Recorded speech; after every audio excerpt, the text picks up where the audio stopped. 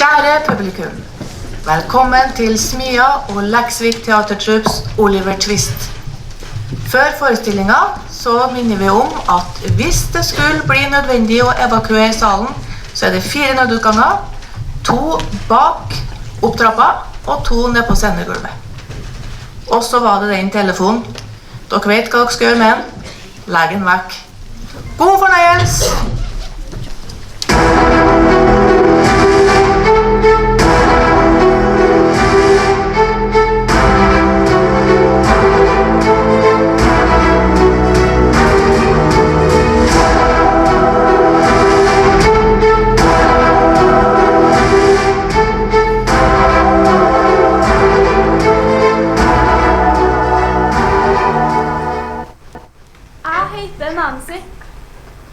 Jeg vil fortelle dere en fantastisk historie skrevet av en fantastisk forfatter, Charles Dickens, for nesten 150 år siden i 1838.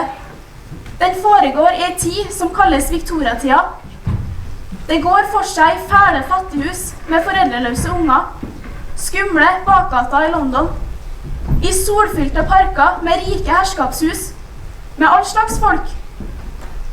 Tyver og banditter, snille og dårlige mennesker. Også meg da, Nancy heter jeg. Jeg var en skikkelig og snill jente en gang, men så ble jeg forlovet med en forbryter som jeg ikke tør å si navnet på. Og det går ikke bra. Men mest av alt så handler det om barnehjemsgutten Oliver Twist, som kommer i hendene på en forbryterbande i London. Men vi må starte fortellingen vår helt forfra, da Oliver blir født på et fryktelig fattighus, til fattigfuten Mr. Bumble og bestyrerinna Mrs. Mann. Det er en mørk høstkveld, og inn til barnehjemmet kommer det krypende en stakkars skikkelse.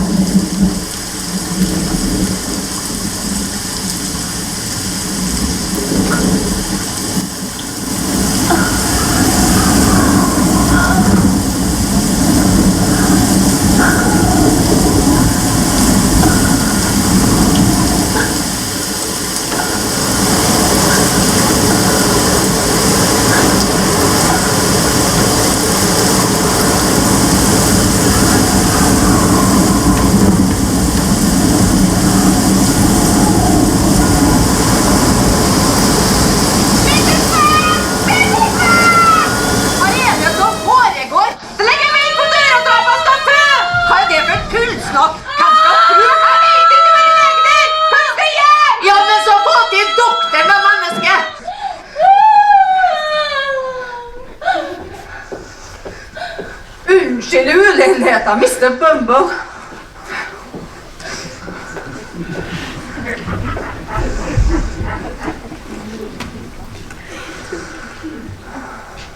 Du har fått en sønn. Kan jeg få se barnet mitt for å dø? Fort, hun besvimer. Det er forbi alt sammen. Dette ble for hardt for henne. Stakkars, hun er helt sikkert reddisur. Stakkars hun, lille skjær. Hvem er hun? Hvor kommer hun fra? Hun sa aldri et ord. Synd og skam. Samme gamle historia. Hun var en vakker jente. Men ingen giftering. Enda en læresunge. Stakkars lille. Ja, foreldrenes kryp som går til grunne må ha et navn. Stakkars lille. Ja, selvsagt. Du trenger ikke å sende bud på meg om han begynner å gråte. Han der, han kommer til å bli brysom. Gi ham litt varm grøt hvis han begynner å skrike. Vel, vel. God natt.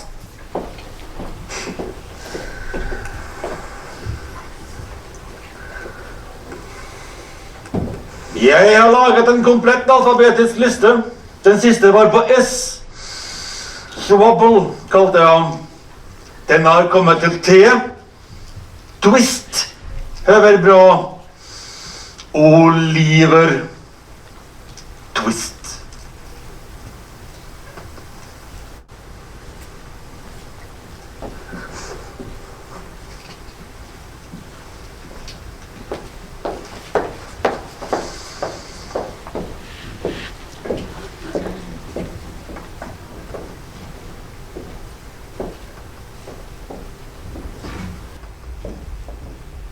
I det herre fattighuset veksen Oliver opp. Hadde han visst at han var en unge uten mor og far, fullstendig overlatt til Mrs. Mann og fattigfuten Mr. Bumble, hadde han sikkert skrekket enda høyere. Nå har det gått 9 år. I 9 år har Oliver levd på lite og dårlig mat, med juling og mishandling. Han har jobbet ut på åker og eng og i kølkjelleren til Mrs. Mann sammen med en flokk sultne, foreldreløse stakkarer som venter og drømmer om at noen en dag vil komme og hente dem ut fra det fryktelige fengslet. I dag har Mr. Bumble kommet på besøk og inspeksjon til Mrs. Mann og skal ete kveldsmat sammen med unger som kommer rett fra kølbingen i kjelleren. Der kommer Oliver. Stakkars gutt. Ser ut som han har fått juling igjen. Nancy, hvor blir det av deg? Jeg kommer! Det er Sykes, forloveden min.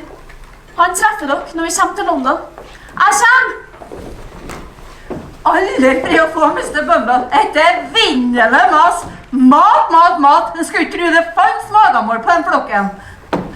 Skal vi få inn maten, kanskje? 4 løk og noen nobber med mjøl og ubegrenset lite kildevann fra fattighusets egen brønn. Skål, Mrs. Mann. Skål.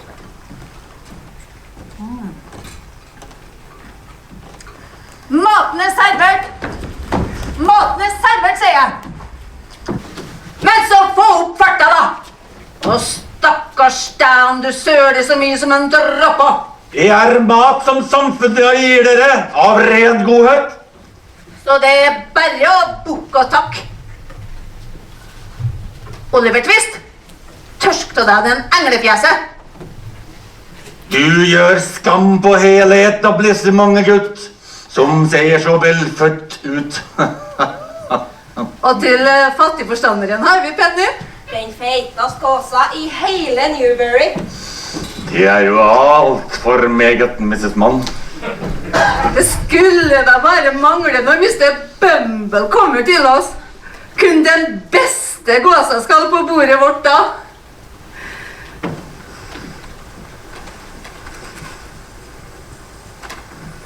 Kjære Gud, takk for din vennlige omtanke og generøsitet. Du er vår hyrde, og vi frykter ingen ondskap, da din hellighet omfavner oss. Tilgi disse barna deres synder. De er syndere hver og en av dem. De hadde ikke vært her om det ikke var det. Kjære Gud, hjelp dem å bli bedre kristne for ditt åsyn. Amen. Amen. Vær så god og forsyn deg, Mr. Bumble. Nydelig gås, Mrs. Mann. Virkelig saftig. Og akkurat passe krydret. Og tusen takk, Mr. Bumble. Noe mindre gjør seg ikke for en som offrer så mye for de fattige i verden. Se til å få til dere maten. Dere har ennå 8 timer igjen å plukke fylla. Ærlig arbeid har ingen vondt av. Skål, Mrs. Mann. Det her er urettferdig. Skjønner Alfred og Forker? Ja, det her er veldig urettferdig. Jeg har en drøm i natt. Jeg drømte at jeg har en saftig kjøttbit mellom tennene. Men så våknet jeg til at jeg bøyde meg selv i handa. Jeg drømte at det var en vakker hage, blomster og store hekker med solskinn. Og så lukta det så fantastisk godt. Og da jeg så knøret etter, sprang det ferdigstekte høna bortover veien. Vær så god. Kan ikke du gå fra meg? Hæ? Hvorfor akkurat meg?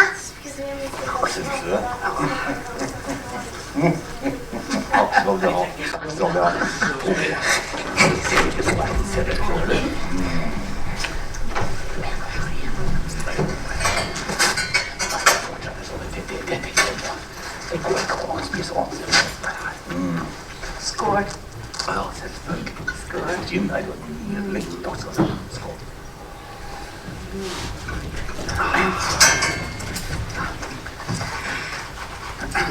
En dag lærer de kanskje å vise velvilje, at de forstår å takke dem, Mr. Bumble, sir. Og meg selv, for alt vi gjør for dem. Det skal nok komme en dag at de lærer å takke, ja. Nå som samfunnet har gjort det formålstjenlig å gi dem maten opp i neven.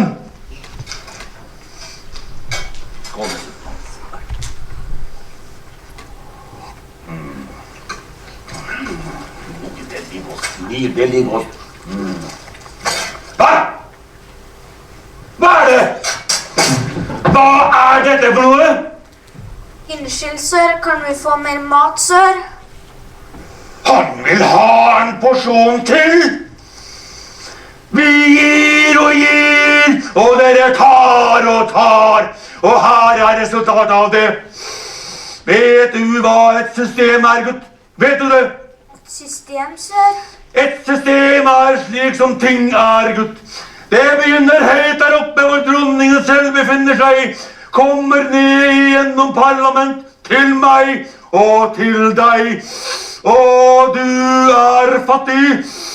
Det er derfor vi har lover for de fattige. Den loven sier at du får bare en bolle suppe til kveldsmat. Det finnes ingen flere suppeboller til kvelds. Jeg er fryktelig lei for det, sør. Jeg skal lære deg fryktelig, leser jeg. Mrs. Mann, hit med spansdøret! Spansdøret! Hit med spansdøret! Ut av lille unge! Så, se nå til å holde dere ro! Mrs. Mann, hjelp til litt her, ja! Hjelp! Hold litt langt! Hjelp! Nei! Nei!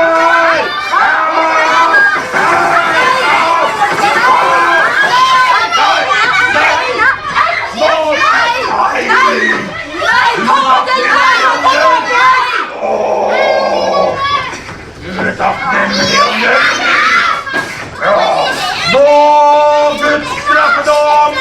Kommer ned over dere alle!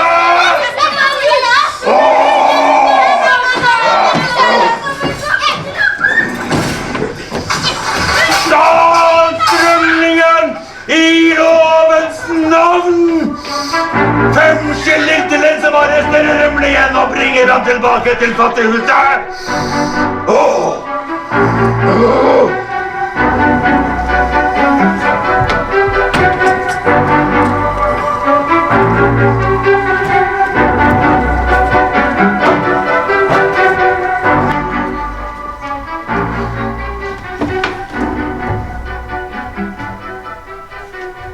Mamma, kan du høre meg alt det der? Jeg har bare deg nå. Halloen? Nei. Ikke være redd for meg, vet du. Hvorfor er det så selete du har, smukken? Jeg er bare litt sliten. Du har messingen i her nå på deg. Messingen? Oi, meg for en grønnskåling du er. Messingen. Pursken. Polisen. Landsmann, vet du. Ser du glitteret? Det er bare å ta røpingen. Hvis ikke så får du springe i fotosålene til deg. I mølla! Mølla? Fredemølla! Jesus Christ, for en uskyldig angel.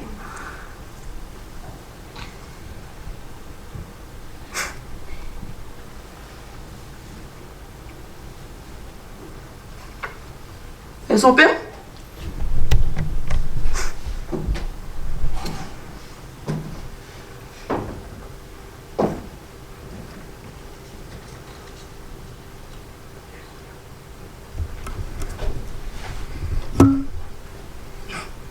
Magamålet er ikke noe veien med deg, ser jeg. Skal du til London? Vet ikke. Vet ikke. Da vet du vel heller ikke hvordan vei du er på nå? Nei. Veien til London. Da skal jeg være til London, da.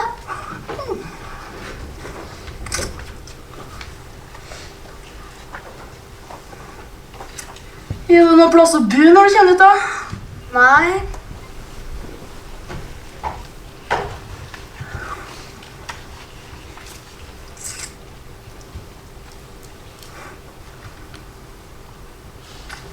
Null grem. Null gryn.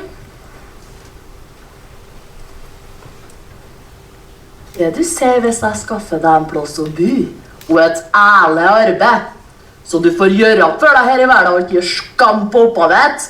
Det har vært veldig fint. Da traff du rett person. Jeg heter Jack Dawkins. Oliver Twist. Men alle sammen kaller meg bare Reven, da. Det er fordi at vet du, jeg er så smart, vet du. Skjønte du den, eller? Skjønte du den, eller? Det var her. Herren. Den vil ikke vi ha. Da blir du hekta straks pursken, ser jeg. Hvor det var andre fattighuset? Newbury. Men Oliver Twist, da? Det er jo bare et navn Mr. Bumble gitt meg. Jeg bruker alfabetet og kommer til O. Da var det min tur. Hva jeg egentlig heter, vet jeg ikke. Tenk om jeg kunne finne ut en dag.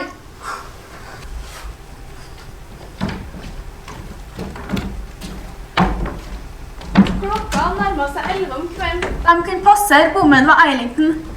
Deretter gikk de rett over fra Angel inn i St. John's Road og stakk ned i lita gate som endte opp ved Sadler's Wells Theatre, gjennom Exmouth Street og Cubbis Row, gjennom det berykta Hookley in the Hole og inn i Little Saffron Hill. Deretter inn i Saffron Hill the Great, eller for å si det enkelt, London. For det var hit Reven tok med seg Oliver, til underverdenens ukrona konge, Benjamin Fagin og hans storslåtte palass.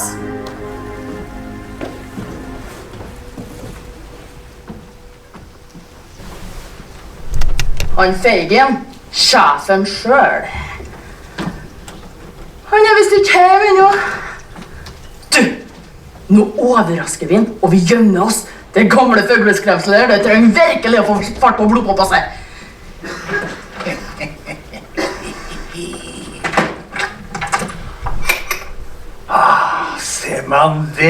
Ser man det. Min lykke, livsforsikring og pensjon. Også denne da. Et praktverk. Tikk, takk, tikk, takk. Ta-ta-ta! Reven! I dag tar du livet av meg med den slags krumspring. Hva snuser du etter? Ingen verdens ting, Mr. Fagin, sir. Ingen verdens ting. Og så en fremmed hit. Dere vet da vel det at dere kan stole på meg, Mr. Fagin, sir. Jeg tar aldri med noen hit som ikke har analysert sønder og sammen med en av de største menneskeskjennerne på herre siden av Thamesen. Navnet det, meg selv! Jeg har med et funn for businessen din, Mr. Fagin, sir. Hils godt på våre nye velgjører. Oliver Twist. Nå vel, det er bare det at vi lever i urolige Vi skal tider. sette oss ned ved Covent Garden, Mr. Fagin, sir. Rett før jeg delvis var tak av pursken. Men jeg snurrer på snart. Kommer meg bort. Rett som ingenting. Så her da, du. Her i pengeboka var så stinn at han hadde brekkeren for å få tilbake lomma på hesthandelen på Smithfield-markedet. Utmerket!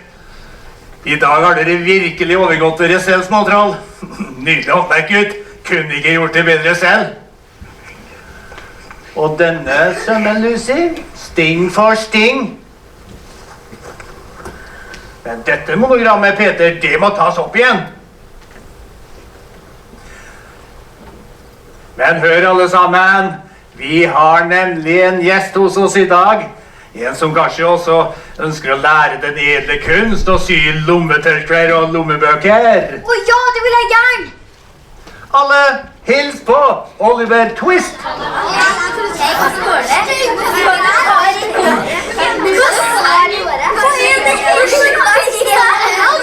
Du ser ut som en klon.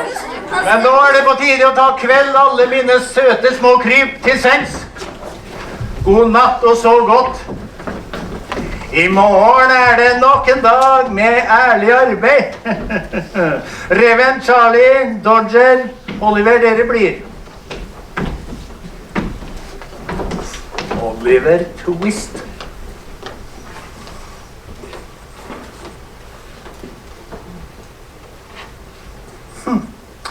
Ser jeg resten etter en viss bokstav? Det kan vel tenkes.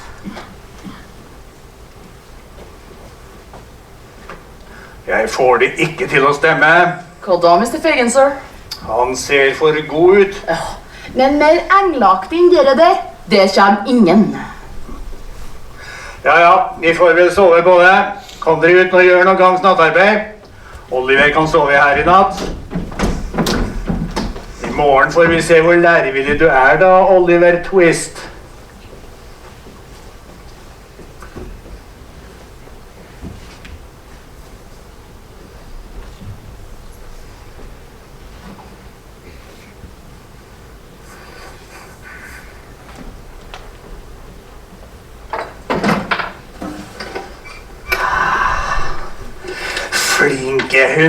Flinke hunder. Trofaste til det siste. Sladrer aldri på gamle Fagin, meg. Sverger fine løgner til presten. Nei. Fine fyrer. Dødsstraff er da vel en fin ting. Døde menn angrer aldri, får jo ingenting med seg. Hva for noe? Ligger du og lurer på meg? Er du våken? Hva har du sett? Snakk ut om du har livet kjært. Unnskyld hvis jeg forstyrrer deg, Mr. Fagin, sir. Jeg fikk ikke sove lenger. Er du sikker på det? Du var ikke våken i sted. Jeg var ikke våken, sir. Jeg forsikrer deg, jeg var virkelig ikke våken. Tull og tøys. Dette var bare tull og tøys av meg. Naturligvis vet jeg da det. Prøvde bare om jeg kunne skremme deg. Men nei da, du er en modig gutt. Så du noe av de pene tingene mine, gutt?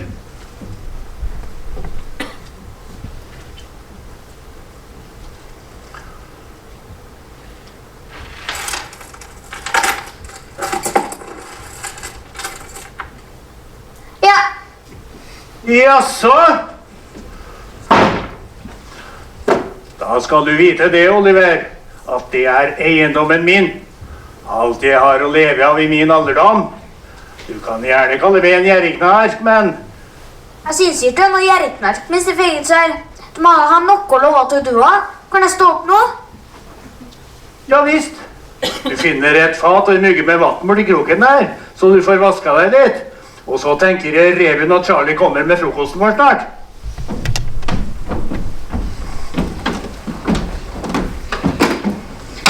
Pell og opp syvsovere, maten er servert.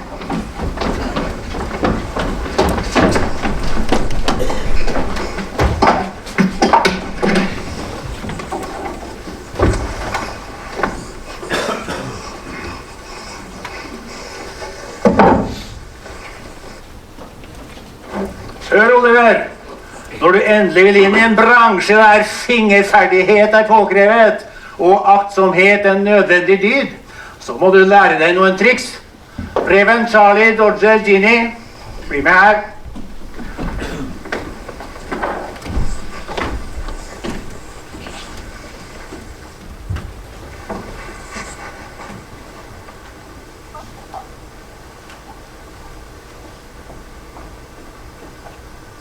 Triks nummer 1. Hva?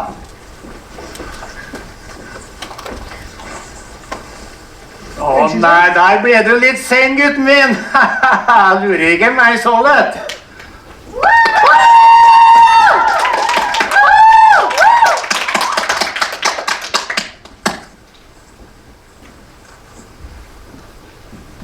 Og triks nummer 2.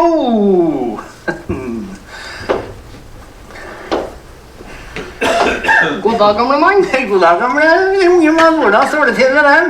Det går bra. Hva har de gjort i dag? Er det litt forskjellig? Unnskyld, har du noen penger?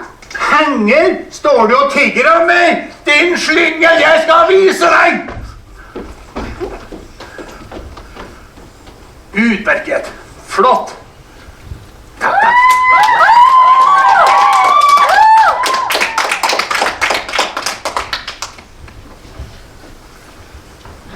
Triks nummer 3.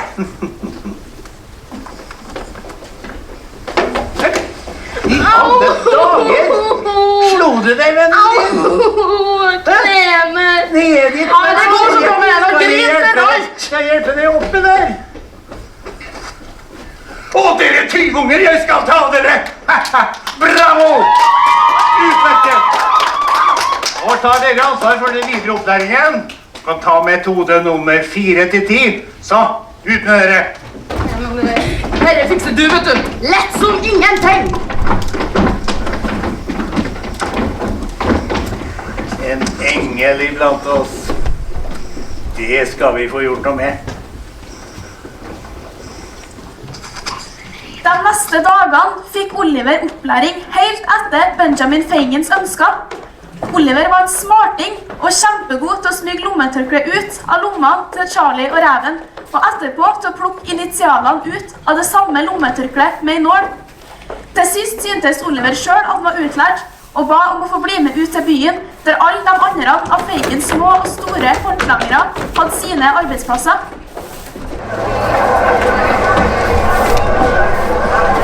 Hva nå? Vil du på sylstad først, eller vil du til bondbakkeren? Det må bli sylskap. Han mer som et dokk, han er. Ser du han gammel med?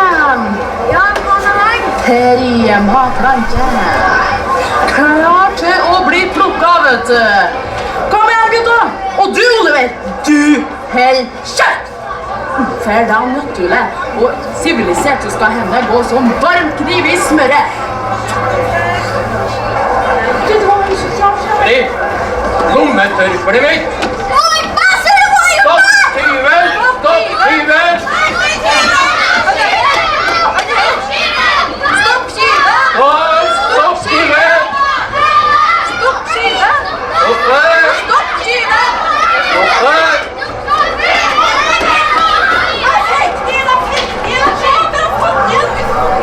Hvor er herre?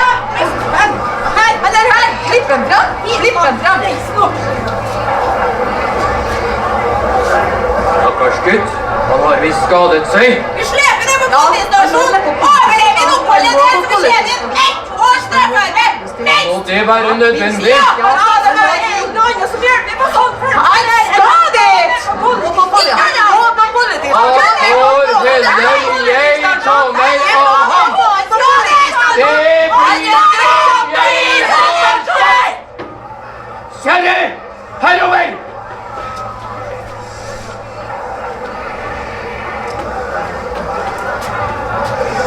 Det er da ikke umennesker heller. Vi må si ifra til Feigen. Ja, han blir rasende.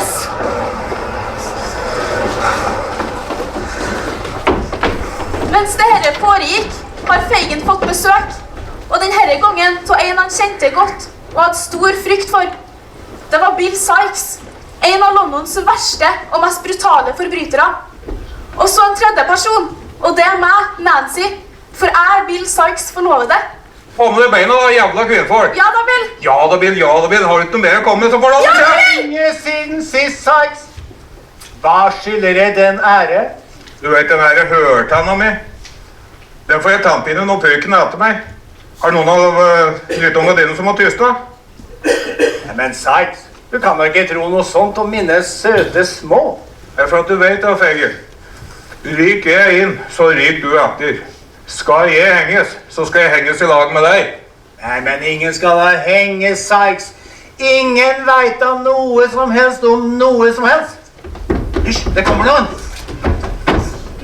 Hva er her? Ikke noe. Gutten, hvor er? Fordømte hunder! Hvor er Oliver? Mr. Feigen, det var ikke min skyld! Det var ikke min hekta, men det var ikke min skyld! Hvem ble hekta, sa du? Oliver Twist, Mr. Sikes, sir. En ny gutt vi har. Har du sendt en fordømmer og fersking rett i armen på snøten? Nancy, du henter pengene i kåken, så møtes vi på skystasjonen og tar første postvogn ut av byen. Det var ikke snuten som tok den! Det var ikke snuten som tok den! Det var han gammel vi prøvde å lette! Det var den der gamlingen dere prøvde å lette! Du var der og hjelpte ikke til. Det var oppnådd, Mr. Sikes, sir! En hel annen helsbrød kvinnfolk! Oliver snakket ikke hørt noe, ikke sant? Slått ned bang midt i trynet. Han våkner den igjen. Ja, men... Ja, vi må vekk. Stans! Nytter ikke å rømme! Vi må holde sammen. Få gutten tilbake hit før han rekker å gjøre skade. Hva mer vet vi? Jeg snakket litt rundt etterpå. Gentleman er visst en fast kunde hos bokhandleren i N Street. Det var der vi prøvde oss på ham. Og så bor han visst oppi dere Pentonville. Pentonville? Da er han heldig. Spirt av de snowfolka her. Alle, herover!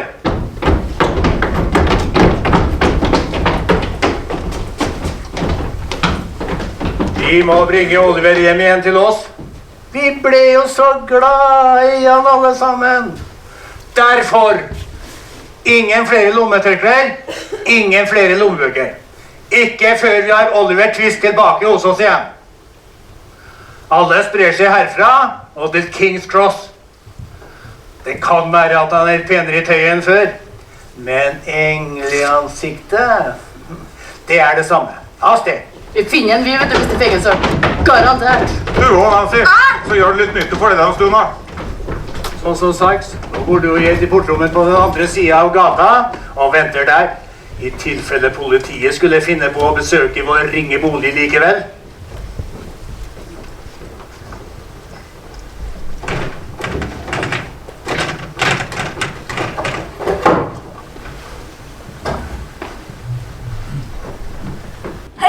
Mr. Brownlow lå Oliver lenge, bare i døs. Han fikk kjærlig omsorg fra husholderska Millie, og sakte om sen kom han til seg selv igjen. Hver dag var det som en drøm for Oliver. Han våkna oppe i en mjuk og deilig seng, og fra det åpne vinduet kunne han høre spurvene som kvitret ute i hagen. Hvordan går det med gutten? Utmerket, sir. Jeg ble så i tvil om det var riktig av meg å bringe han hit. Du har bestandig sagt at har man anledning skal man hjelpe barn som er i nød. Om du så redder bare en ut av ondskapens favntak. Hva man allerede er merket for livet. Ikke denne gutten, onkel. Tusen takk, Miss Brownlow, for at dere tok dere av meg. Det er noe helst Miss Rose du skal takke. Tusen takk, Miss Rose.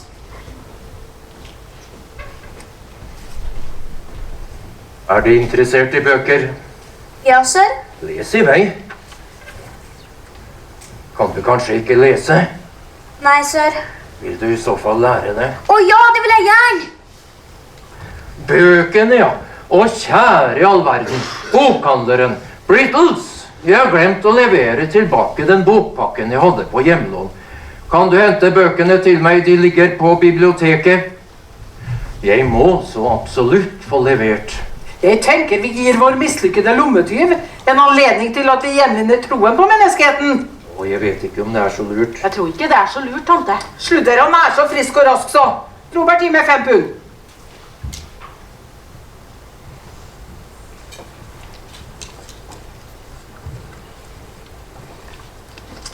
Her, Oliver, bøkene, og så henter du kjøttvarene. Jeg har bestilt hos slakteren med det samme. Jeg skal være tilbake så fort jeg kan. 10 minutter er flere som vil.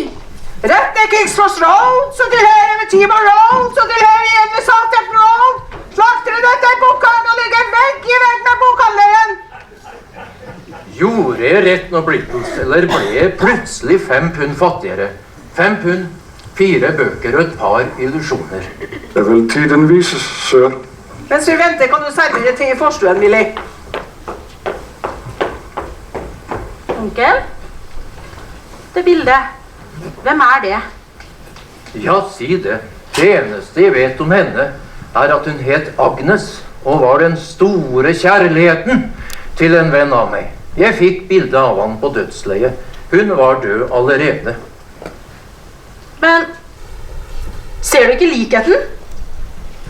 Oliver og Agnes, de er jo like som 2 dråper vann. Men i all verden, Harriet, kom hit, er du snill. At du ikke har sett dette før nå, ser du ikke likheten mellom Agnes og Oliver? Jo, så sannelig. Merkelig, ytterst merkelig.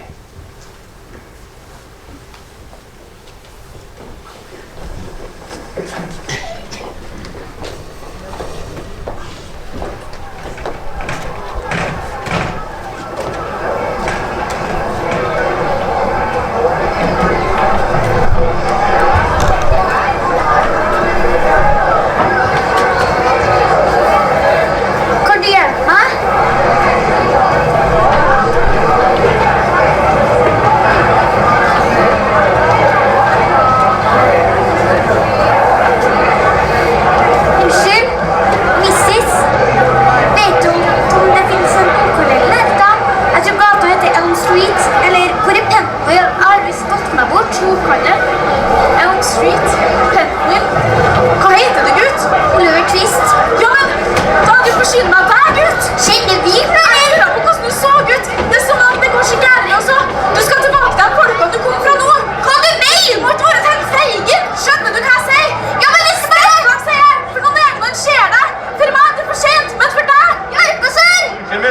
Hva som foregår?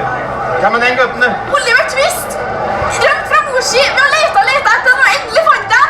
Hjelp meg, så jeg skjønner ikke dama Hva er det som foregår her? Jeg sa forsvinn! Hva faen? Du har funnet grappbildet?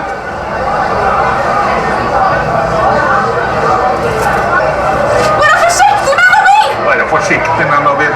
Gleder meg til å se trynet på den gamle snikken Feigen når vi kommer tilbake med gullungen hans.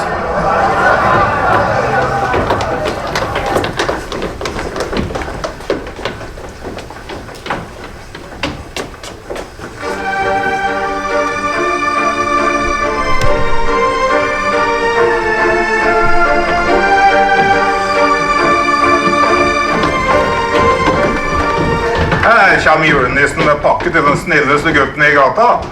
Sykes, hva har du dratt med hjem nå? Men, for en lykke! Men hvordan? Det var Nancy. Noen ganger gjør det nytte for deg, du også. Jeg er overlykkelig over å se deg, kjære venn. Sikker på at ingen fattet mistanke. Ikke som var merket. Utenom en gentleman som var litt nysgjerrig. Han ville gjerne snakke med gutten. Ha rede på hvem han var og sånne ting. Jeg ba han stikke. Og når jeg ber noen stikke, da stikker de. Charlie, Dodger, ta av småkassen finstasen og gi han et antrekk som høver vår stand og stilling.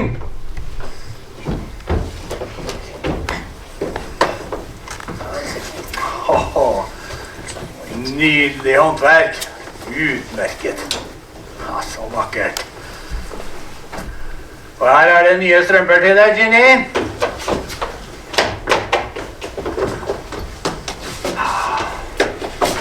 Nydelig speilfløyel. Utmerket snitt. Nydelig. Hva?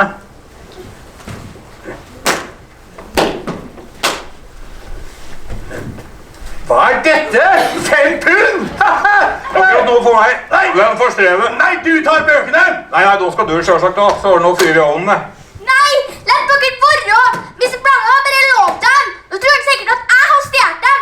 Meg kan jeg beholde resten av livet, men ikke noe til så dårlig om meg. Jo, gutten min. Nettopp det. Nettopp det. Så det er noe svaret i frei her, Atter. Og dere sa dere ikke hadde noen etter dere? Jeg sa det, ja. Hvem er han der da? Jeg ser ingen. Det er da også det som er ditt fordømte problem. Blind som en meitemark. Omtrent like smart. Var det han? Gentleman som ville bry seg? Ok, nå stikker dere unna, holder dere skjul, mens jeg tar med en prat med vedkommende.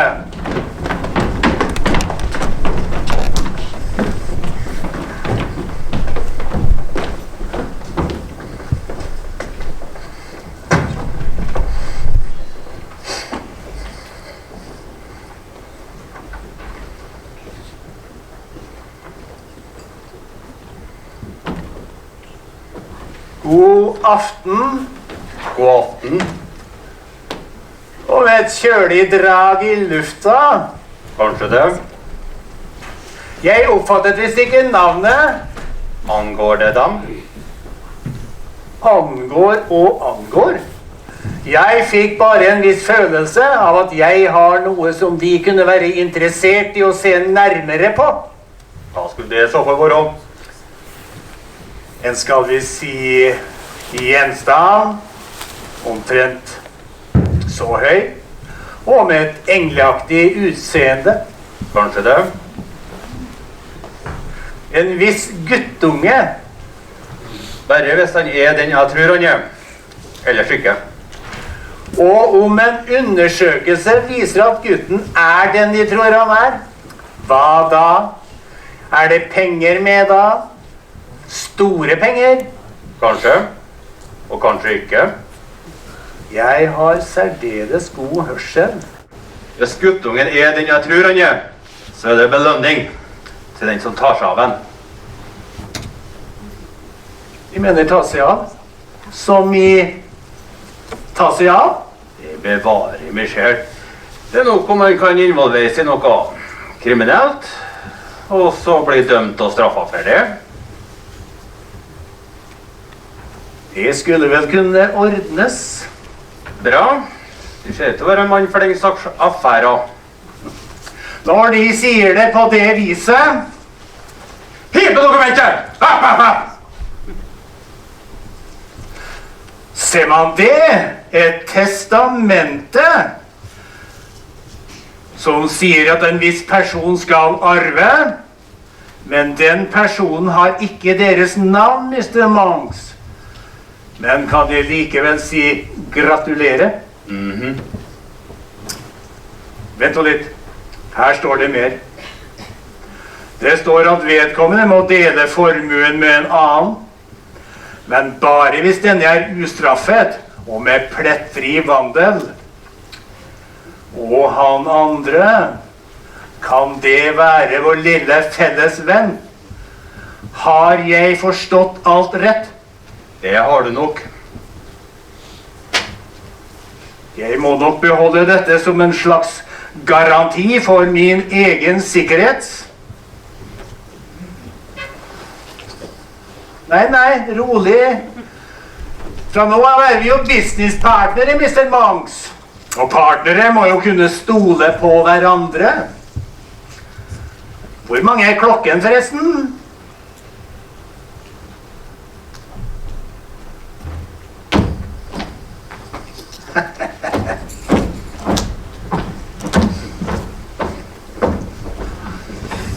Tuttunger, når Fagin har kommandert oss til å passe på deg, så gjør vi det. Vi andre nå tister med dere å finne plassene deres. Nå skal jeg sove oss. Men jeg er redd! Her er det vel ikke noe å være redd for. Jeg passer døra inn fra gata og Charlie bak trappa. Enda har vi loftet og den hemmelige ruta vår over hustakene. Alle sammen legger seg nå. Og du, Oliver, du tar plassen her.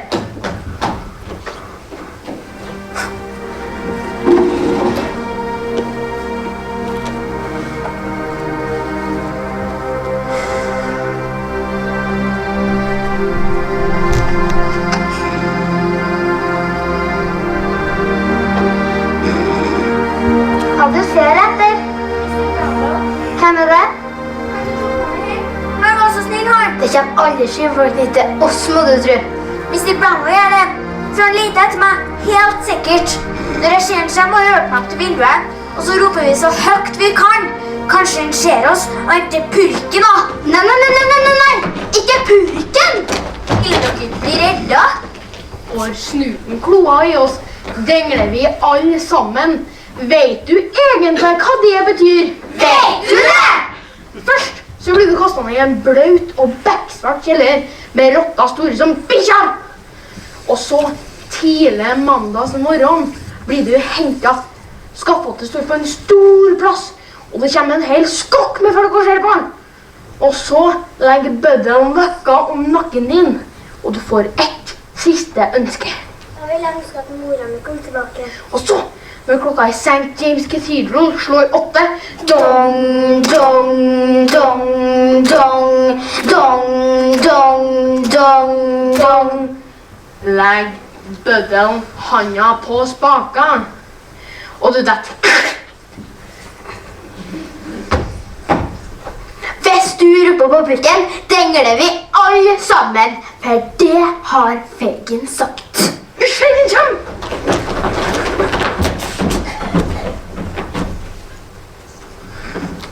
Se til å våkne, gutter!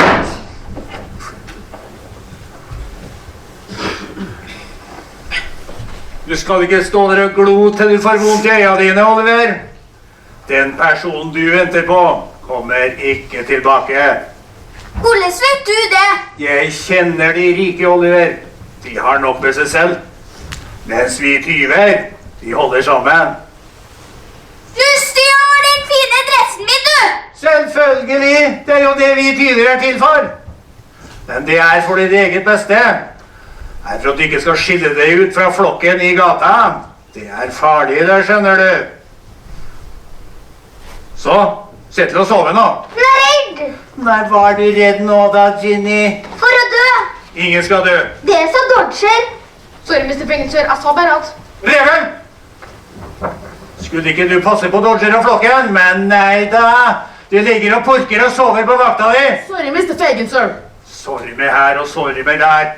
Ingen skal dø. Bare noen få utvalgte for sin endeløse dumskaps skyld. Så, sier jeg, alle sammen.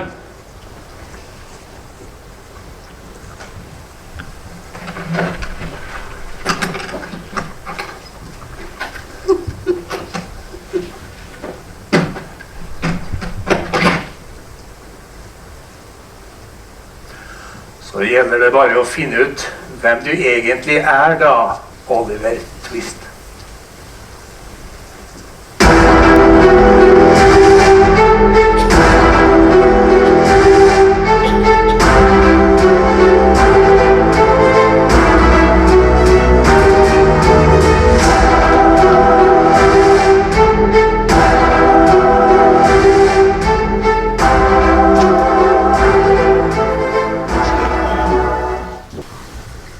Da blir det en 20 minutters pause, og vi oppfordrer alle til å bruke pausen til å kjøpe seg noe godt i kiosken.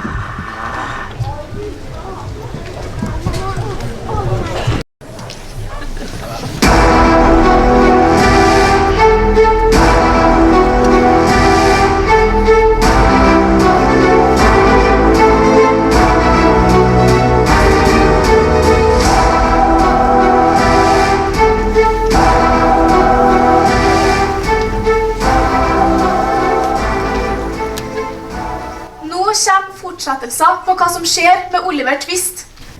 Men jeg er redd for Oliver. Fagin er farlig. Han har til hensikt å utnytte Oliver for å få ut pengene som er Oliver sine på det testamentet han tok ifra Monks. Og hvem er Monks? Men Fagin har et problem. Han må finne ut hvem Oliver egentlig er. Han må finne ut hva som skjedde på fattighuset i Newbury, der Oliver ble født og vokste opp.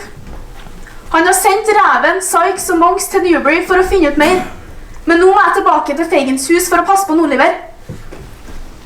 Jeg er happy for å kunne være til hjelp, Mr. Monk, sir. Jeg tipper at det er akkurat det fattighuset Oliver rømte ifra da jeg først møtte den. Da var Fagin skikkelig forbannet for at du ikke forteller med det samme. Sorry, Mr. Sykes, sir. Trodde ikke hadde noe signifikans. Signifikans, du din bullshitter. Betydning. Så si det da. Sverger på at jeg aldri skal opp om dette fattighuset igjen. Hvem er han denne egentlig? Det skal ikke bry Ragnar så det med. Fikser vi denne jobben her, da er det store penger å hente. Ikke på strømpene, har jeg sagt. Tror dere jeg går i kirken med dere med svarte strømper? Og du, ikke se på meg når jeg snakker til deg.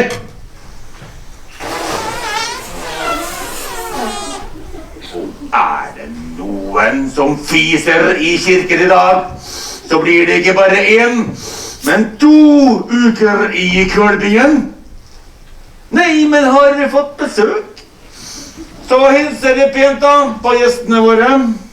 Vi kommer fra London, og vår visitasjon har en helt forskjellig relevasjon enn en vanlig inspeksjon i dag.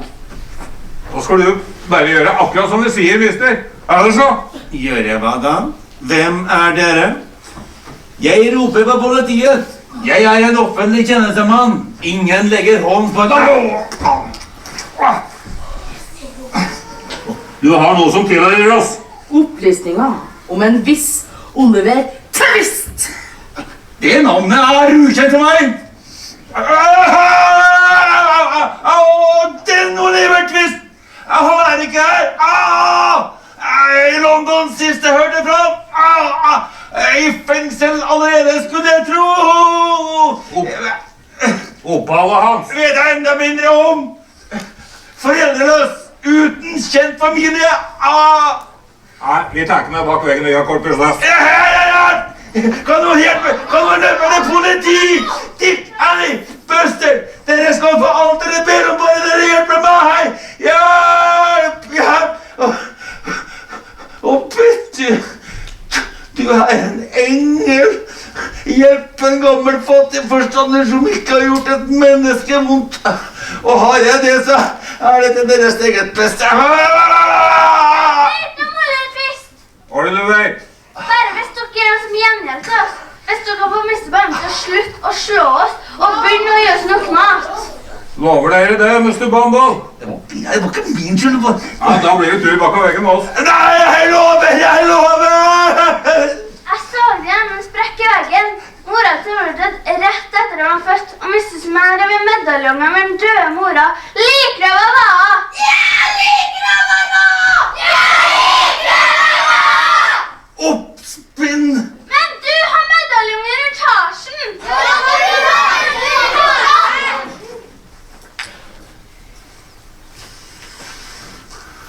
Agnes, det er ikke noe tvil. Vi snakkes senere. Mister Likrøver. Hører jeg det minste pip og klage fra de unge heretter, da skal du ikke vise deg for mye utenfor døra i mørke kvelder, for da kan hende jeg står og venter på deg. Sykes var navnet. Det er bare rope på Bill Sykes, for han har også vært på fattighuset til Mr. Bumble. Bare så du vet det. Vi går. Fordømte jævelunger! Hva sa? Jeg skal vel be kjøkkenet stelle sånn varm kveldsmat til dere etter gjess og greier som dere her. Oliver Twist. Jeg forbanner den dagen da du ble født!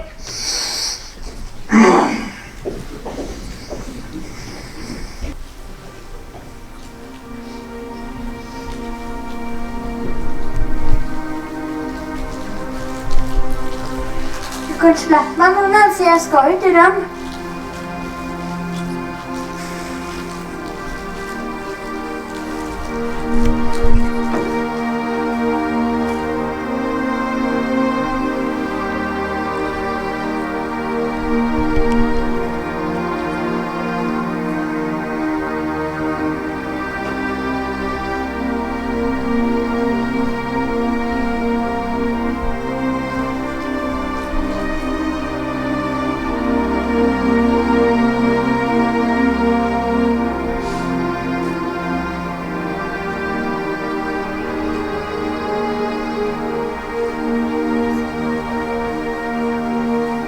Selvsagt ikke at Bill skal bli sint på deg.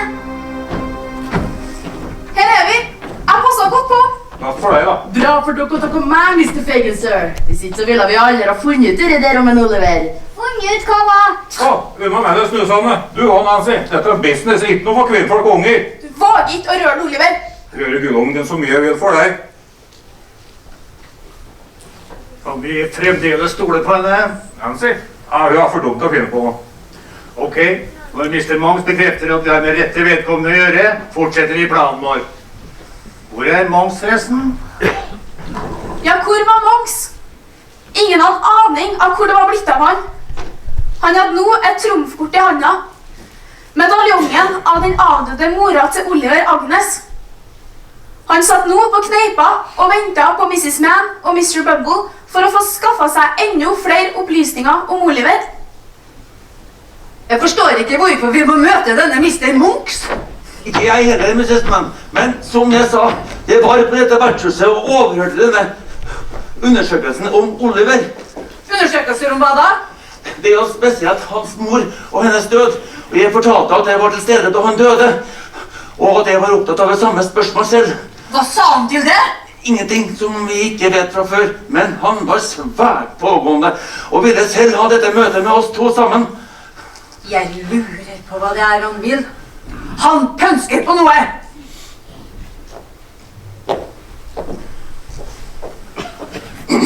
Sir. Mr. Bumble. Så, dette er Mrs. Mann.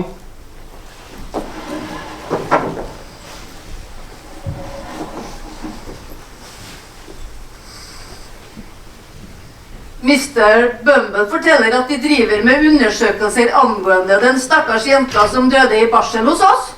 Jeg lurer på, Mrs. Mann, siden du var til stede ved dødsleiet hennes, om hun køskla noen siste ord. Ikke hva jeg kan huske. Eller sa noen hvem hun var. Det er jo så lenge siden. 10 år er det vel? Si meg, var avdøde en slektning av dem, sir? Det skal ikke interessere dem for, men hun kunne ha vært min mor.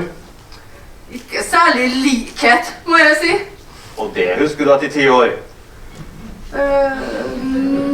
Nå bare en erindring. opplevelse. Kanskje den her hjelper på erindringene deres.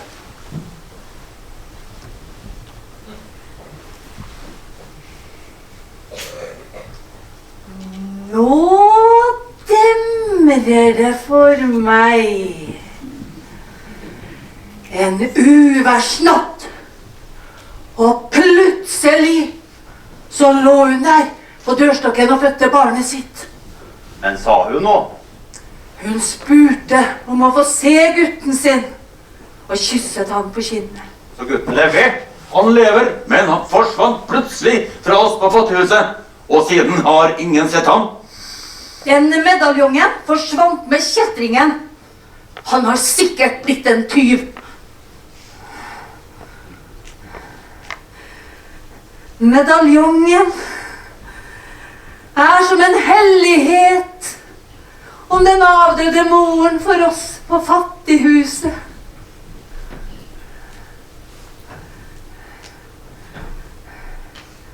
Er det mulig å få den tilbake? Som et kjært minne.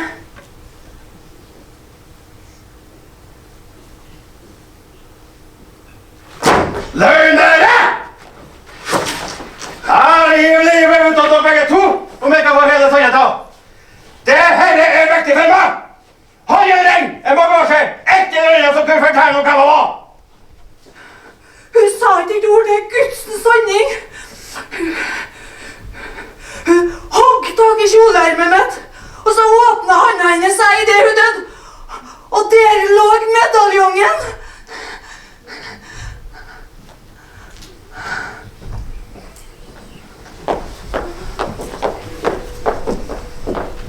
Han bare gikk, så vi skulle snakke senere, men siden har ikke jeg sett den. Står ikke på den fyren, følger han pølse på noe jævelskap. Hva blir utbyttet for oss, Veggen? Tålmodighet, Bill Sykes. Tålmodighet. Oppdraget er ennå ikke fullført. Jeg vil høre mer om det derre herskapshuset Oliver havna i der oppe i Pentonville. Flere mil ute i havreåkeren. Kan få gnagsår og mindre. Jeg har det allerede avtalt med kremmerien i Chancery Lane. Han skulle ta imot alt det sølvtøyet vi kunne fremskaffe, sa han. Nei, jeg liker ikke det herskapshuset ute i Pentonville. Hva med et lite forskudd, Sykes? Skal vi si 20 pund, og at du tar med deg Oliver? Nei, kommer ikke på tallet. 30? Nei, jeg er ikke aktuelt å ta med dritungen på noe slikt nå. 50 pund sterling? Ja, det blir en slump på deg da, Reven. Når jeg tenker meg om, så er den lofteluka da så smal at en voksen person ikke kommer igjennom. Men Oliver? Jeg vil ikke betyr! Jeg vil ikke betyr! Oliver, hvor er fred? Dere har da med en hel skokk av utlærte kjeltringer av! Legg deg til bordet til her, Nancy. Nå stikker vi og drikker alt. Feigen! Du skal ikke utnytte en uskyldig guttunge i det svenske komplottet ditt. Finns det ikke medlidenhet i den råtne sjela di? Har du mistet styringen på kjæresten din? Kjæresten min, du liksom! Som om du vet hva kjæreste er! Hva kjærlighet er! Da har vi en avtale, Bill.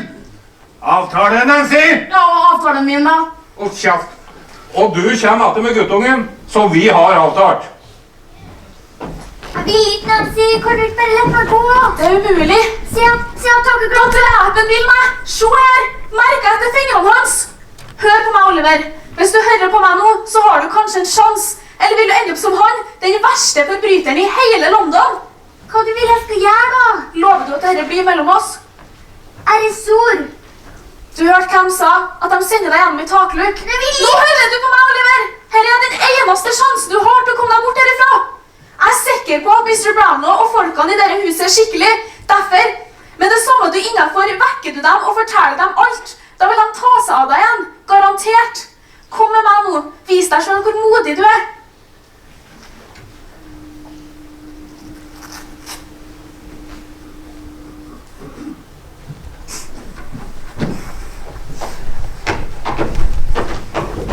Ja, da er vi her da. Mr. Sykes er hos herskapet i Pentonville. Og kjeft. Jeg må til fotene. Still. Ja, men...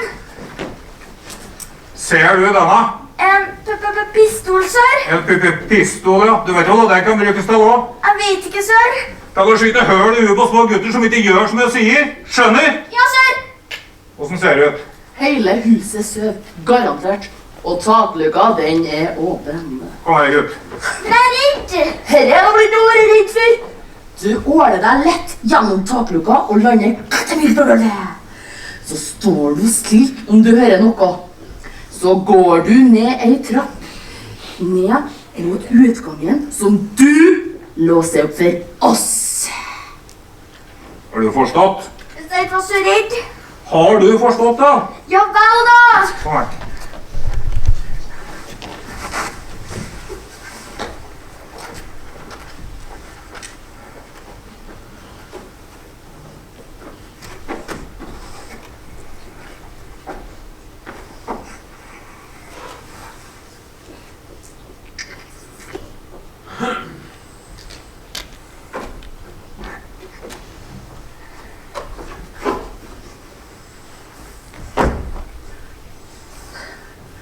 Kaldt i natt. Hold kjeft. Og kom hit. Fra Norsa, formann og greier. Hæ? Hold kjeft!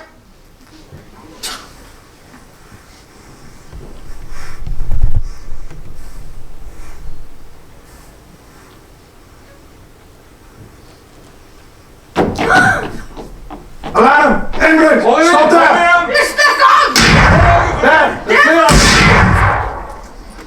Der, stopp tyvene! Jeg sjekker denne siden. Ingen grunn til panikk! Hva er det som skjer? Sikkert bare falsk alarm. Men jeg hørte skudd. Brittles, hva er det som foregår? Miss Brownlow, Miss Roos, beklagen je wekken herskappet. U heeft fått een inbreukverzoek. Gode Gud. Han også, Miss Brownlow. Tak gut, jij ook af knirkende lieden voor een indringer. Gode Gud. Lille tante, ikke avbryt ham. Hij swinkte mij uit als sengen, stak futten in je tuffelen, greep in paraatpistolen en daar kom een indringeren. Måten er stedet. Robert, hvem er det? Rakkeren rakk ikke å komme seg ut. Jeg fant han i korridoren. Du har visst skutt ham, Brittles. Du er en djevel med dine pistoler, Brittles. Takk, sir. Hvem er det? Det er jo samme gutten! Det er jo Oliver! Men for pokker! Stakkars liten! Ikke si han er død! Det var en kjeltring! Men han har visst mistet mye blod. Nei, stakkars liten! En tyv og en kjeltring? Men kan du virkelig forestille deg at vår uskyldige lille Oliver har slått seg sammen med samfunnets verste utskudd? Det overrasker meg ikke i det hele tatt. Kanskje han aldri har kjent mors kjærlighet? Kanskje nød og sult har drevet ham? Snille tante, for min skyld, ikke la dem kaste et sykt barn i fengsel. Vi må tilkalle politiet. Da er jeg redd Brittles får problemer, og det vil vi vel ikke. Takk for tilliten, Du er en klippe i krig og fred, Brittles. Hvordan løser vi konflikten med denne nedskutte slyngen? Jeg foreslår vi tilkalles deres husleger. Han har taushetsplikt, vi skutten blir hans patient. Du har rett igjen, Brittles. Hva skulle vi gjort uten deg? Til gjesterommet! Varmt vann og rene håndklær med det samme.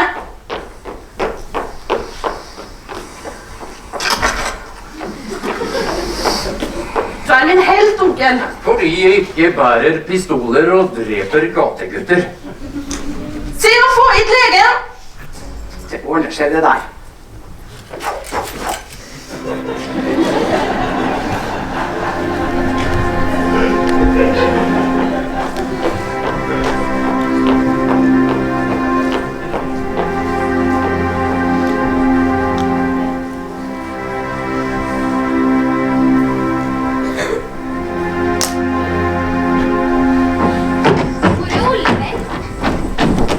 Ute på oppdrag. Et meget viktig oppdrag. Hvor er gutten? Nei, kan jo være så mange plasser, han. Og? Vi hadde ikke først fått guttungen innenfor taklukka, så small det. Skjøt de Oliver? En dør? Nei, jeg tror ikke, men... Tror ikke? Hva hendte? Det small, vi stekker opp Sykes og klappa tak i meg. Ikke uten Oliver, sa jeg, og ville hente tak inn. Men han Sykes, han var for sterk, Og dessuten så kom det en hel gjeng med tjenere sprengende med gevær og køller og helt kobber med blodhunder. Sånne som brukes under revjakta, folkens. Hvor Oliver? Ja, altså da vi hadde sprunget et stykke, så tenkte jeg at nok fikk være nok. Jeg rei meg løs fra en saks og gikk meg bakom et tre. Og den ville folkene forfølgere, de kom nærmere og nærmere og nærmere og nærmere. Sykes, han kastet seg ned i en grøft så søla skvatt rundt den. En i gjengen ropte etter oss. De var 3 stykker! 2 voksne og en guttunge! Aha, tenkte jeg, for da har Oliver klart å komme seg unna. Vart vi i grunn enige om både Mr. Sykes og jeg da. Ikke si at dere har mistet Oliver! Sykes! Jeg vil se Oliver her og nå! Jeg tror at de traff den med det skuddet, altså det var nok katten. Men altså, vi stikker. Dere blir her. Purken har ikke vist seg da. Det må bety at gutten ikke har sagt noe. Hvis han er bevisstløs, så må vi få han tilbake hit. Er han død, han rakner hele opplegget vårt. Dere må tilbake til Pentonville i morgen, og denne gangen blir jeg med selv. Hør etter nå. Kommer Purken, stikk han. Dere vet hvor, og hver mann for seg. Og husk, tysting er lik. Så, kom dere av gårde.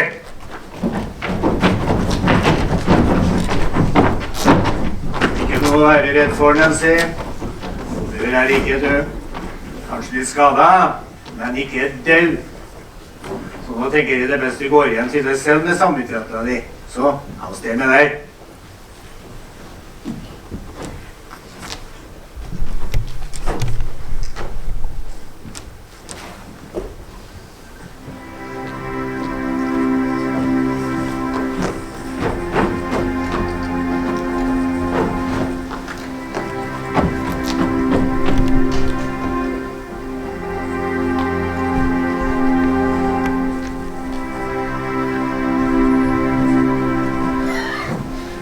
Endelig er det, Mr. Feigen. Jeg har ventet minst 2 timer. Hvorfor plutselig så travelt? Tida løper fra oss. Vi vet gutten befinner seg i Pentonville hos Mr. Brownlow som passer på han. Og Slørre og Nancy du bruker som barnepike før han er alt for nær i nidkjær omtanke for han. Vi kan ikke vente lenger. Gutten må simpelthen forsvinne og kommer ikke tilbake. Det er slutten på det hele. Jeg burde vaske mine hender for dette djevelske komplottet. Men det gjør du ikke, gamle mann. Til det er du for grådig. Hva er det for deg dette komplottet mot Oliver? Du er for svagt og knuse et sånt lite kryp som broren min Oliver. Det er verdt 500 pund. 500 pund? Det er jo en formue.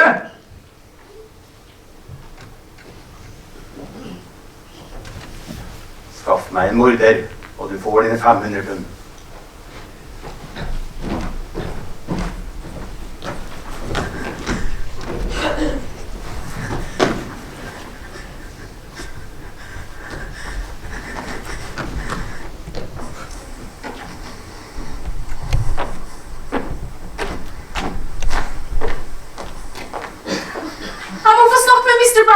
Hvem er de? Det spiller ingen rolle, men jeg må Har de en snakke. avtale? Nei!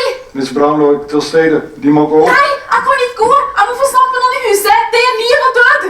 Nei, vær så snill. Jeg må få snakke med noen. Det er Oliver. Oliver? Kjenner de Oliver? Ja, Oliver. Vent her. Miss Rose, noen spør etter Oliver. Hva er det som foregår, Brickles? Å, Miss Rose, de må høre på meg. Så, ta det med ro, frøken.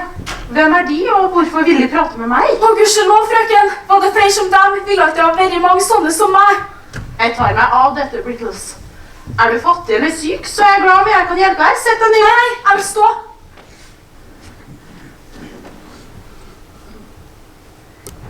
Det er ingen som kan høre oss. Nei, ingen hører oss. Hva er på ferde? Jeg legger livet mitt i dine hender nå, Miss Rose. Jeg er den jenta som drog lille Oliver tilbake til Feigen den dagen han gikk herfra med bokpakken til Mr. Brownlow. De trenger ikke kalle meg frøken. Jeg er bare en skammelig skapning som lever med tyver og banditter. Jeg ville hatt et skikkelig liv eller hørt noen snakke så vennlig til meg som deg nå, Miss Rose. Hva er det for fryktelige ting du forteller meg? Jeg har vondt av å høre på dem. Gud velsigne deg for godheten din, Miss Rose. Jeg har luret meg bort fra folk som vil drepe meg om de visste jeg var noe og forteller om det jeg vet.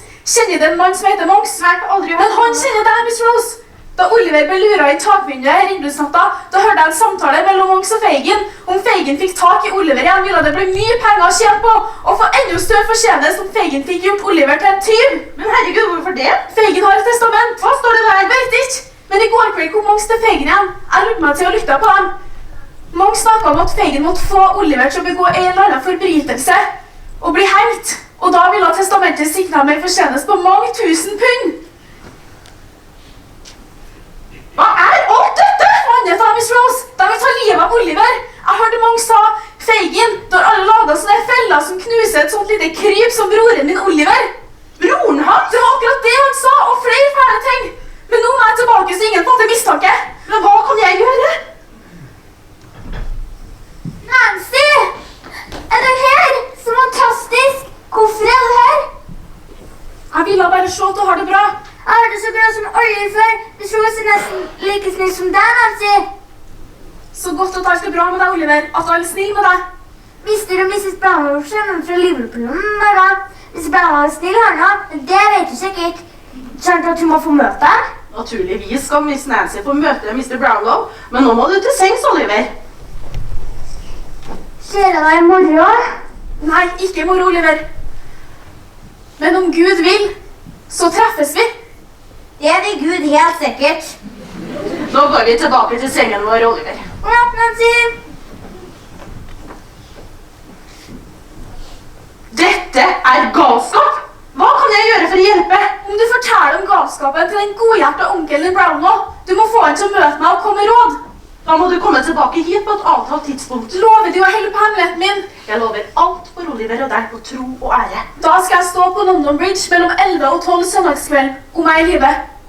Ta imot litt penger fra meg. Nei, ikke en penny. Ikke lukk hjertet ditt for mine anstrengelser for å hjelpe dem, Miss Nancy. Jeg ønsker virkelig å hjelpe dem.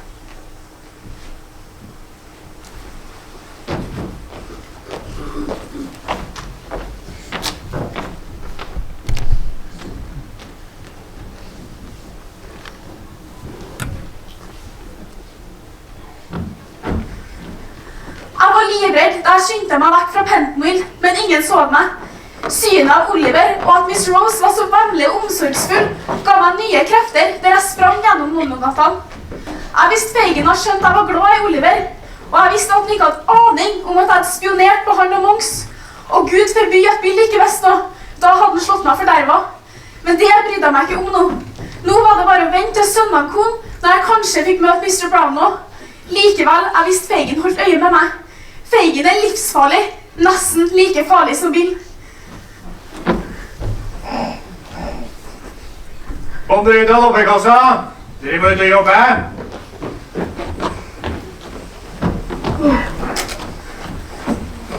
God morgen min sommerfugl, Nancy. Har du vært på jobb i natt? Ikke legg deg bort i nattarbeidet mitt, svinepels. Du har ikke sett Oliver på din ferd? Artig du da, svinepelsen. Oliver går ikke der dømt til å ferdes. Ikke akkurat en duftende lilje på søndagen, du der. Kom dere ut! Tråkk forsiktig! Ikke ta unødige sjanser. Dodger, ikke du. Kom her.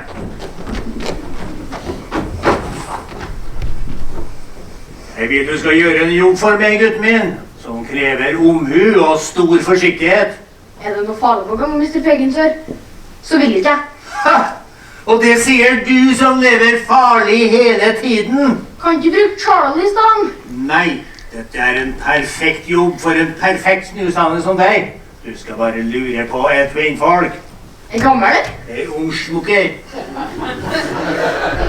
Ikke for å være nysgjerrig, Mr. Fagin, sir. Men hvorfor skal jeg lure på en ung smukker? Så ikke vær nysgjerrig da, snusane. Ok. Du skal bare følge etter henne.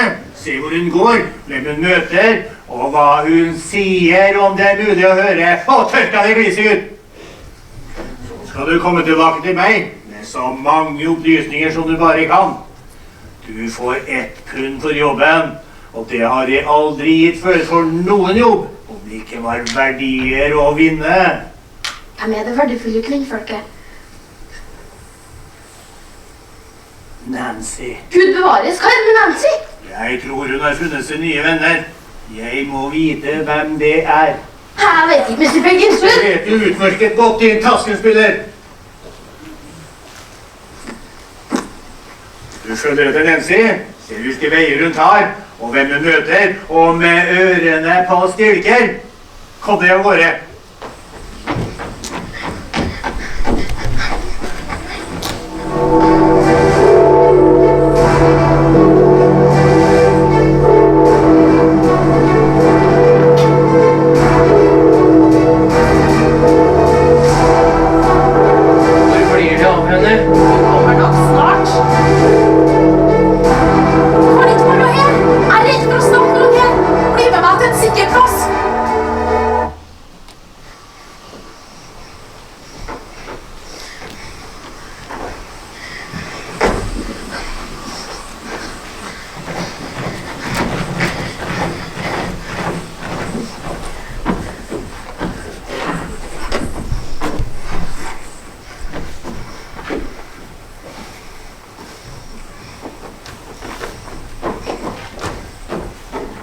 Dette er langt nok. Jeg forventer at dette møtet handler om Olivers ve og vel, som ikke tåler dagens lys. Du ser vel at hun er fra seg av redsel, onkel. Ta det med ro, Nancy, vi er her for å hjelpe deg. Det gjelder ikke meg, det gjelder Oliver. Og det vet vi, men vi er redd for deg også. Oliver er i trygge hender hjemme hos meg i Pentonville, miss. Rose har informert meg om komplottet mot Oliver. Jeg kan forsikre dem om at truslene mot Oliver også er trusler mot meg og min familie i Pentonville. Det skal ikke gå upåaktet hen, det lover jeg. Stakkars Oliver er trygg. Ikke engang i Pentonville så lenge det er mordere som venter på kassen i Thamesen. Jeg forsikrer dem igjen, Miss Nancy, at jeg tror fullt og fast på dem, og tar angsten din på største alvor. Jeg jakter å presse hemmeligheten ut av denne mannen Monks. Men om jeg mislykkes, må de utlevere banditten Fagin. Det vil jeg ikke. Det kan jeg aldri gjøre. Fagin er en jævel mot meg også, men jeg kan aldri gjøre noe så usselt mot Fagin. Men hvorfor? Av en eneste grunn, som Rose har forstått og lovet å støtte meg. Jeg har levd et dårlig liv, Mr. Brownlow, akkurat som Fagin og banen hans, men jeg vender dem ikke ryggen for egen vinning. Mange kunne ha gjort det, men de har ikke gjort det. Det som jeg gjør nå. Blir det kjent at jeg er en tyster, er det bare en vei for meg. Jeg gjør det ikke for min skyld, men for Oliver, så hjelp meg Gud. Okay. Nå vel, jeg lover dem at jeg skal gjøre tiltak så denne Monks kommer over i våre hender. Jeg lover å ta meg av det.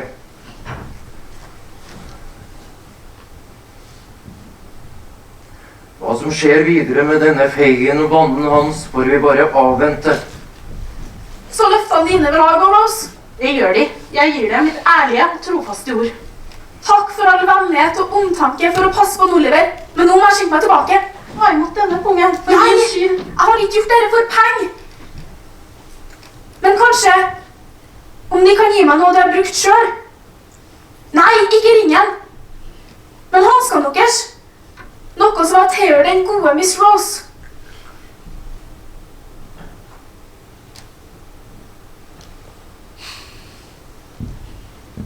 God natt. Et øyeblikk bare. Har de ingenting å si meg om denne skikkelsen Monks? Noen særegenheter, noen holdepunkt? Bare at den har et fødselsmerke over venstre tinning.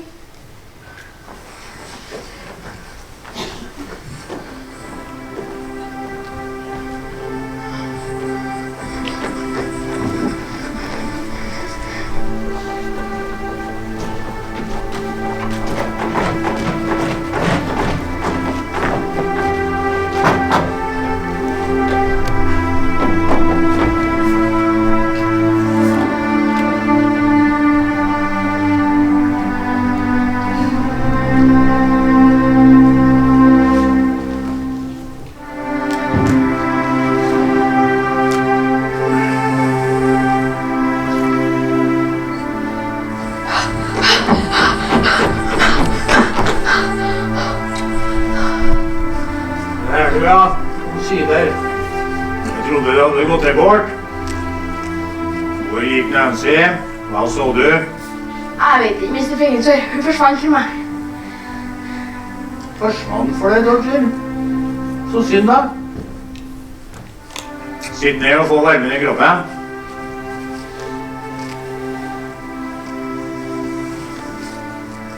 Sulten?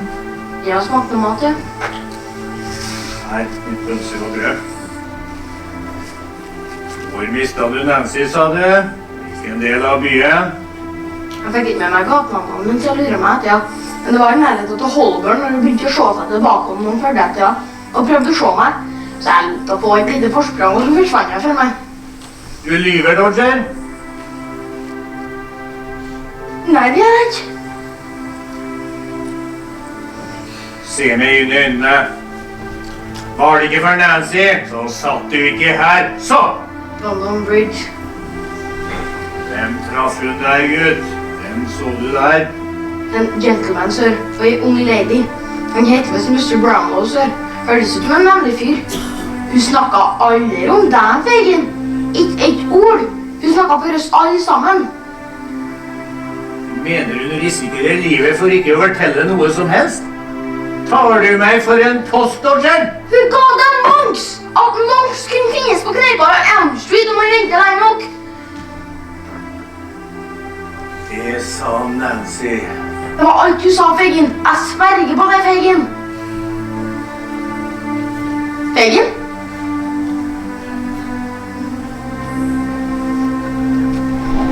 Nancy.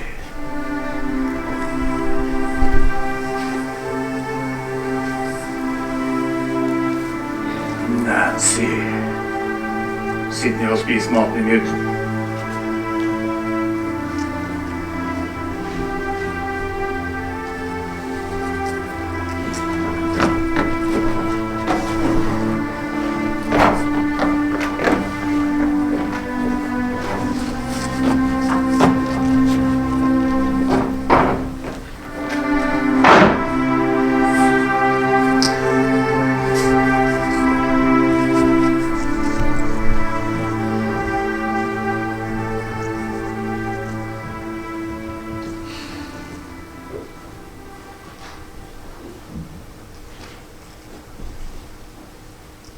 Nancy?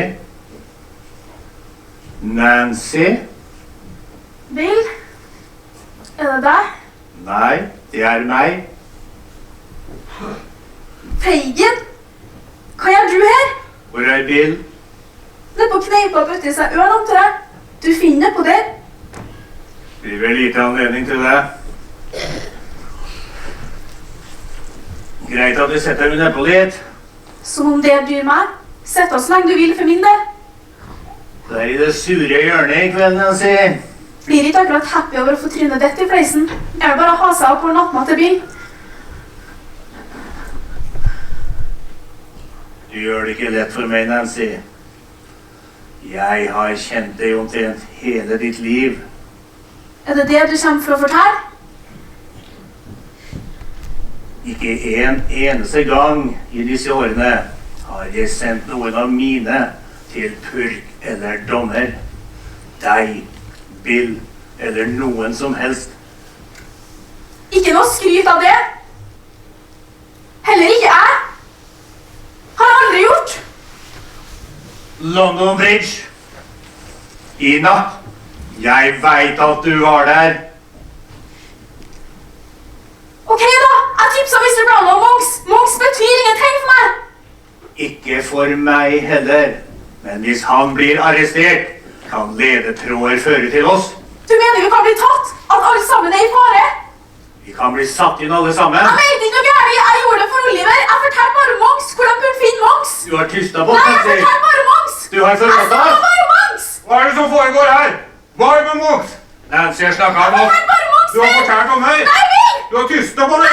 Stolen må ikke slå henne, Bill. Hva er det utrett?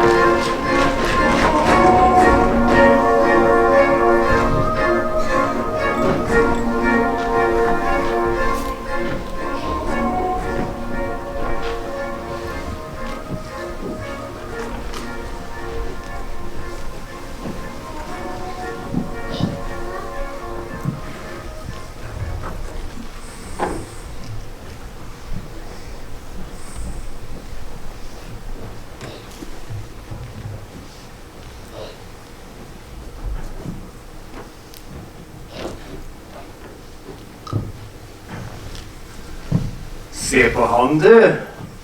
En riktig gentleman har du blitt. Og aldri en tyster på gamle Feigen. Men hva gjør du her? Hvorfor kommer du hit? Jeg ville si adjø.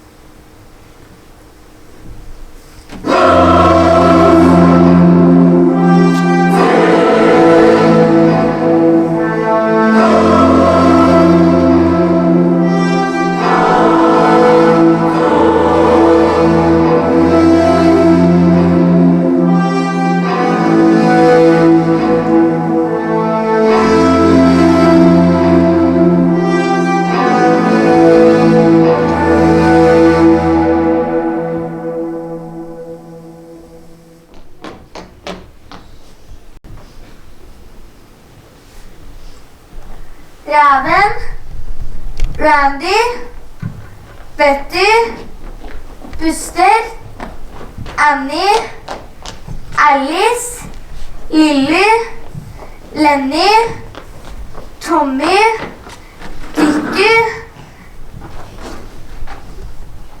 Bjørn, Rosie, Judith, Thomas, Polly, Charlie, Jeannie,